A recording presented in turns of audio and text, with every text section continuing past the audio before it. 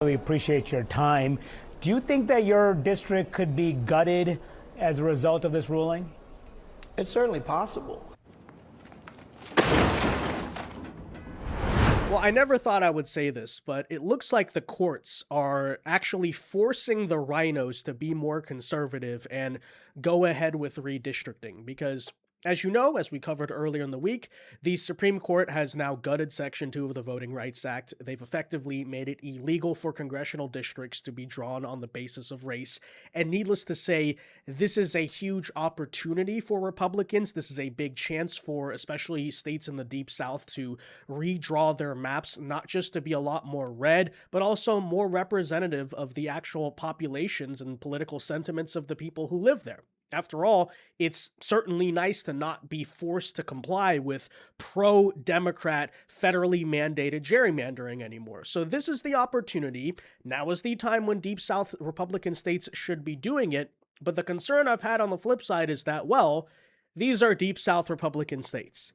And if you know anything about the politics of super red states, you probably would, on the surface, expect them to be very aggressive, hardcore, conservative MAGA Republicans, because after all, if you don't have to fear re-election, you should have the chance to be as right-wing as you want to be, right?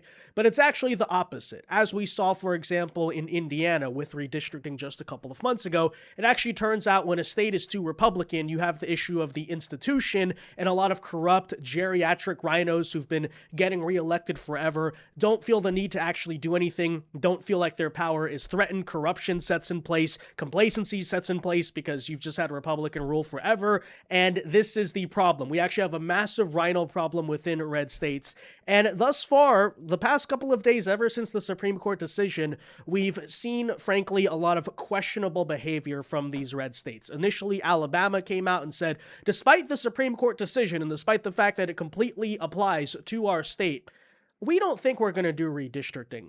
Georgia said the same thing. And then what happened is that a higher court in Louisiana actually stepped in and mandated that Louisiana, the state actually in question in terms of the Supreme Court case earlier this week, has to redistrict before they can even hold their primaries. Which is to say, oh, because the Supreme Court ruled this congressional map is illegal, it would be illegal to go ahead in the 2026 election based on the higher court Supreme Court ruling with a congressional map that is illegal. So effectively, a lot of these weaselly rhinos were trying to run out and say, no, we're not going to redistrict, maybe we'll do it later. The court basically stepped in and said, not so fast. Because of the Supreme Court district, rhino Republicans who don't want to redistrict, you're now legally mandate to redistrict and make your states more Republican. Again, it's something I never thought I would see. It's highly ironic to see the judiciary acting in this behavior. Usually they're trying to force Trump or Republicans to be less conservative. In this case, though, they're saying something that, I mean, after all, is completely consistent, right? If the congressional map is illegal, you can't go forward into the next election doing this. And one can only hope that this likewise applies to other states within the Deep South, because a lot of them are saying, oh, we don't know if we're going to have time to redistrict before 2026. Well, you better figure something out. You better get your act together. I don't know how Florida managed to do it just this week then, right? Clearly there is a path, but it requires you to get off your you-know-what, your rear ends, and actually do something. And one can only hope, because these rhinos need the pressure, courts step in other states and do the exact same. So we'll bring you this story, the latest updates on redistricting, in today's video. First though, folks, do us a favor. If you enjoy our content, make sure you hit that like button down below. Subscribe to the channel if you are new. That is the best way to support our work, and it also ensures that you can stay up to date with all of the latest news and coverage. And as you can see, this is the decision from the U.S. District Court in the Western District of Louisiana. Here, a 3-judge panel has issued an order affirming that Louisiana may not conduct congressional elections under its now unconstitutional map. So if there was uncertainty whether Republicans would redraw it in time, right? This court is saying you have to redraw it because it's illegal. It's a racial gerrymander in favor of Democrats. Supreme Court said you can't do that, so you can't do that. The state must now submit a plan on how it's going to comply within 3 days of the judgment's issuance. So again, these rhinos are being like thrown against the wall, metaphorically speaking, and saying, hey, that's what you have to do. So ever since Louisiana Governor Jeff Landry has come out and said he will be delaying the state's primary until at least July, so that way they can draw the new congressional districts. And per the court order making it official, yes, Louisiana will now be redistricting. It should add anywhere from 1 to 2 new Republican seats in that state alone, depending on how hardcore of a map they do. Either it would be 5-1 Republican or 6-0 Republican. Hopefully they go ahead, obviously, with a 6-0. But either way, we are picking stuff up. Now, that said, apparently a leftist election lawyer by the name of Mark Elias tried to step in and force Louisiana to cancel that decision, hold their congressional elections under, again, an illegal election map, which is crazy, which is insane, and the court likewise slapped that down. So keep in mind, leftists tried to stop this from going ahead. They probably understood the damage it would cause. They were ultimately unsuccessful. And the big concern, if you're a Democrat right now, is that if a U.S. federal court made this decision in Louisiana, who's to say if our conservative MAGA right-wing lawyers play their cards correctly, that you won't see similar decisions handed down in other red states where the rhino governors, the rhino state legislatures on their own might not feel compelled to redistrict, but the courts might. Take a listen. The 6-3 opinion finds Louisiana erred in drawing a second predominantly black district, which it had done in response to earlier litigation challenging its map at the time. Justice Alito, writing for the majority, quote, "No compelling interest justified the state's use of race in creating SB 8. That map is an unconstitutional gerrymander, and its use would violate the plaintiff's constitutional rights." Justice Thomas authored a concurring opinion joined by Justice Gorsuch, going beyond the majority's ruling. Quote, "I would go further and hold that Section 2 of the Voting Rights Act does not regulate districting at all." The dissenters, Justices Kagan, Sotomayor, and Jackson, warned they fear Section 2 is essentially, quote, "a dead letter" following today's decision. The consequences are likely to be far-reaching and grave.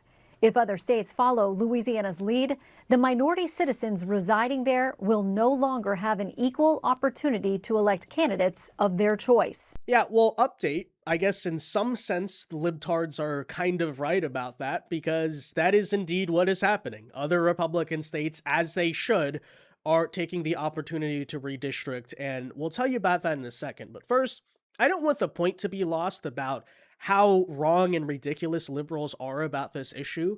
And of course, they're the ones who are now claiming the Republicans are going to gerrymander. So just keep in mind, right, this absolute monstrosity, the Louisiana congressional map that you see on your screen, that is, again, Democrats supposedly hate gerrymandering.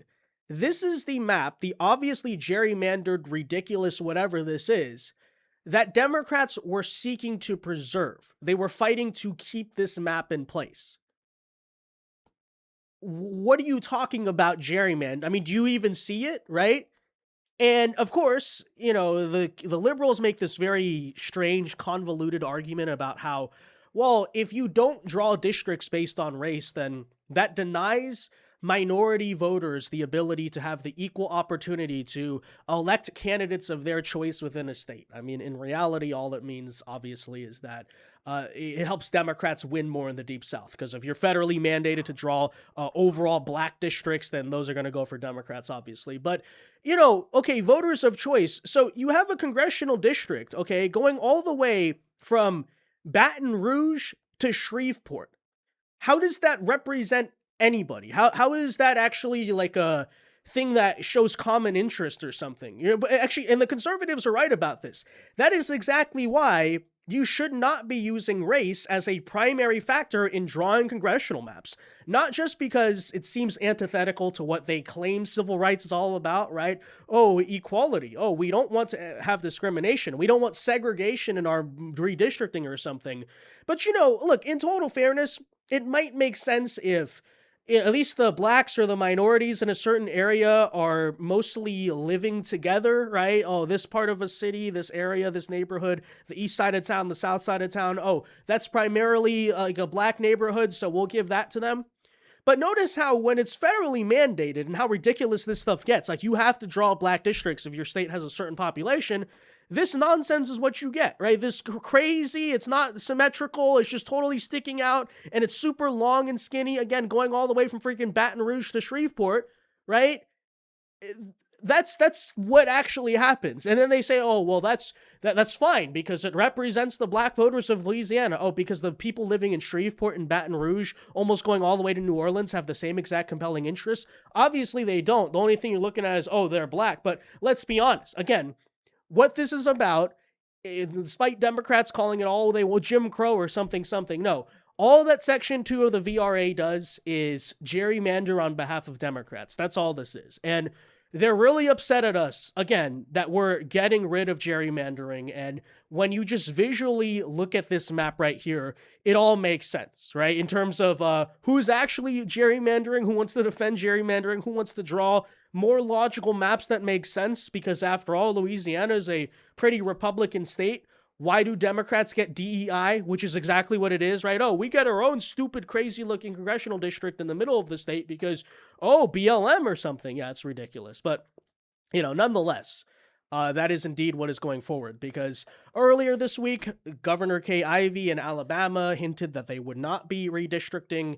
But on the flip side, after especially the Louisiana decision and maybe seeing, oh, other states in the region are going to do it, we have to take the lead on that. In a massive development, the governor of Alabama is now preparing her own special session to draw a new congressional map that will add one Republican seat, according to Sean Spicer. So they've done a 180 on this, and that's certainly, obviously, very good news, because once the courts are doing something, once other states are doing something, who knows? Maybe these rhinos will finally be compelled into action.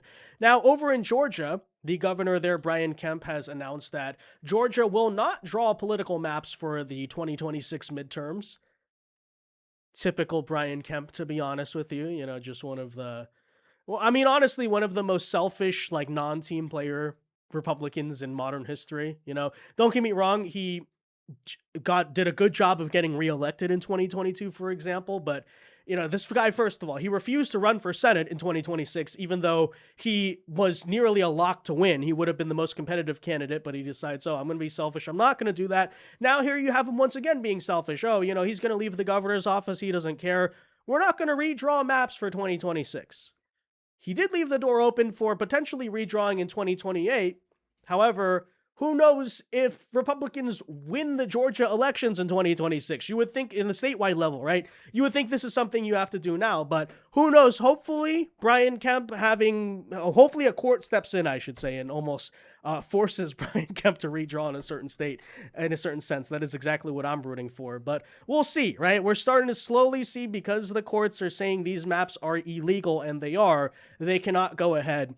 And that is certainly the good news. And by the way, that is exactly why, on the flip side, Democrats have had a nonstop meltdown all week to this day, which is impressive because they usually forget everything in 24 hours. To this day, they're still having a complete meltdown and freak out. And as you may have seen this week, when Florida Republicans did indeed go ahead and pass the redistricting map in the House, here was the scene of crazy lunatics protesting against it.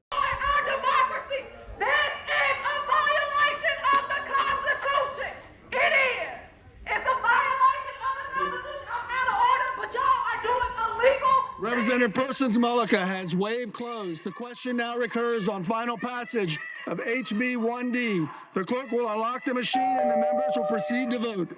Have all members voted? Have all members voted?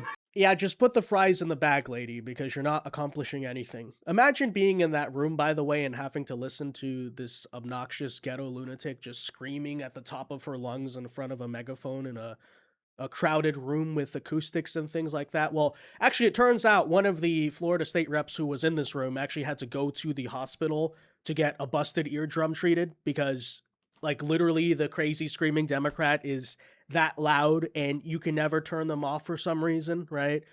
But nonetheless, in the end, we maybe to a degree understand why Democrats are freaking out so much, because this is really bad news for them. It's huge political catastrophe.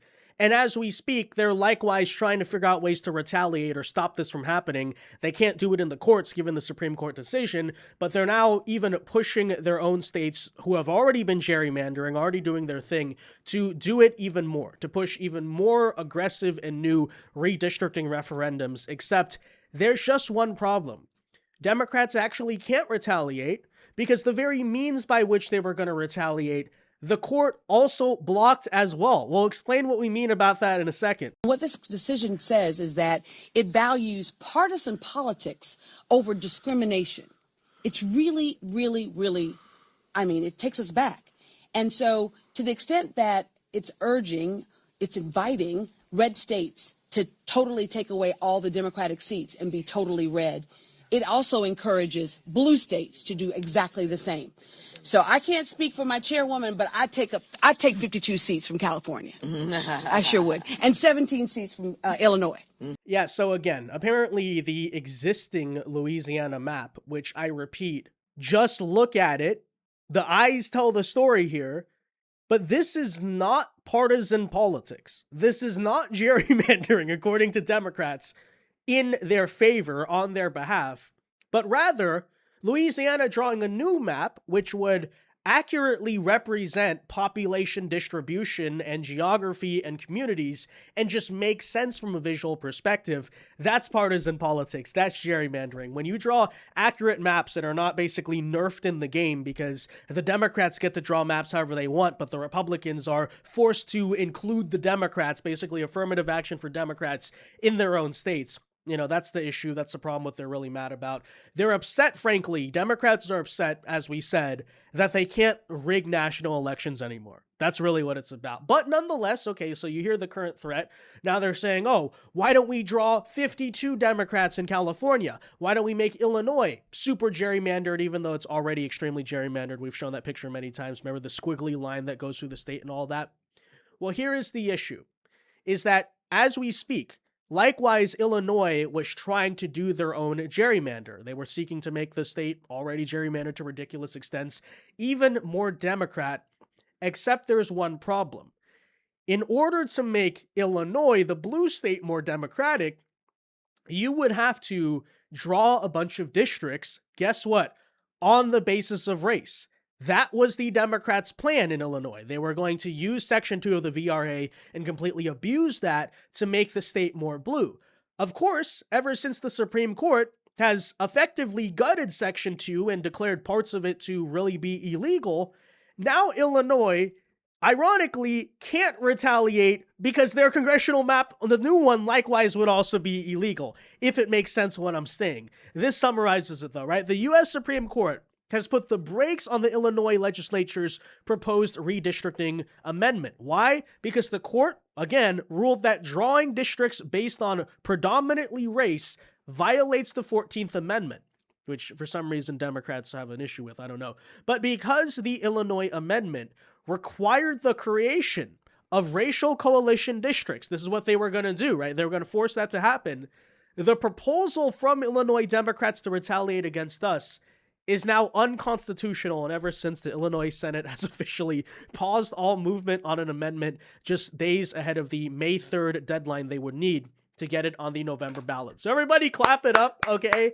Like this is just too good. It's frankly hilarious how this is all playing out, because not only are the courts forcing Republicans to draw Republican maps, they're likewise blocking Democrats from drawing Democrat maps. And hey, Democrats, you might look at it and say, oh, we don't like the judges. We don't like the judiciary. This is overreach. The courts can't do this. Well, I guess now you know how it feels, doesn't it? Now you know how it feels.